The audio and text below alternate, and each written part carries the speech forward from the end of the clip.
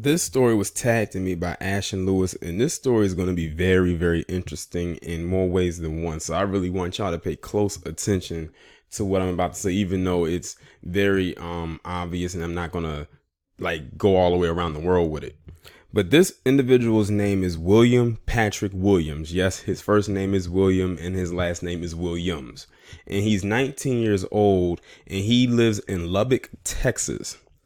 And he literally was about to go off the deep end because, according to this article, he was about to commit a mass shooting. Yes, you heard that correctly. You don't have to adjust your screen. Yes, this is a black man. Now, what stopped him from actually doing it was the fact of him telling his grandmother that he was going to do this. And thankfully that he did tell her he was planning on doing this and that he did not actually go ahead and do it because she stopped him from doing it. Now, what I'm going to go ahead and do is read this article so you can get a little bit more details about what's going on.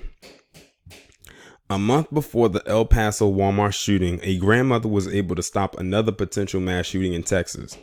On July 13th, William Patrick Williams' grandmother feared he was homicidal and suicidal and convinced him to go to a local hospital with her.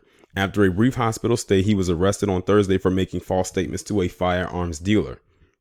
Officers searched his hotel room and found a rifle, 17 loaded magazines, and multiple knives. The very next day, less than 500 miles away, a gunman opened fire at an El Paso Walmart, killing at least 22 people. That is just, well, first off, I have to give major kudos to the grandmother because she acted fast. Like, she didn't take it lightly. She didn't take it as a joke. When something like this happens, if someone said they're going to do something like this, do not take it lightly.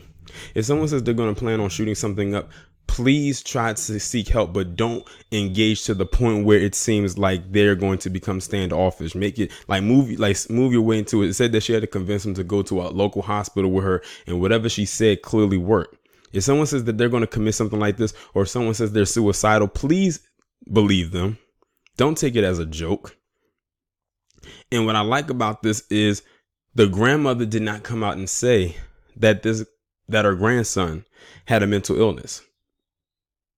She didn't even give him that opportunity to, get that cover. Not that it would have mattered anyway, because in this establishment, according to their rules, black people aren't allowed to have a mental illness. Even if we do have an actual mental illness, we're not allowed to have one by their standards. So she basically, by not doing that, she was basically allowing him to be a man and have to admit his faults and his guilt. So I'm glad that she was able to pull him back off of that ledge before he actually committed a very vile act, because he had the stuff stockpiled in the hotel room, and which he was most likely going to shoot up. Now, I don't know what his motives were or as to why he was going to do what he planned on doing. I'm just glad that it didn't happen. Hopefully he gets the help that he needs, because he definitely needs it. And like I said, kudos to that grandmother. And also I have to give a slight kudos to him because he told her.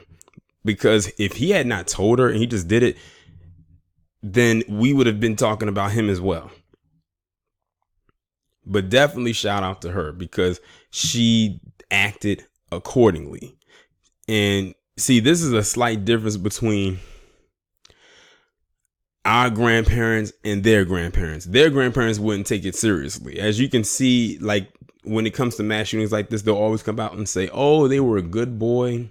They got straight A's in school. They were on the basketball team. They were prom king, all types of accolades to try to cover up for the act that they did. She didn't do none of that. She didn't start listing off his accolades. I noticed the articles didn't start listing off his accolades either. So it's also a difference in how they cover it as well.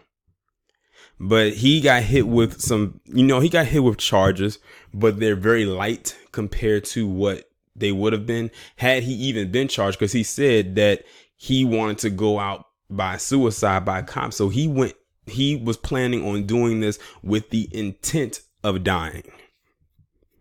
So hopefully he gets the help that he needs. I'm sure that his grandmother is going to see to it.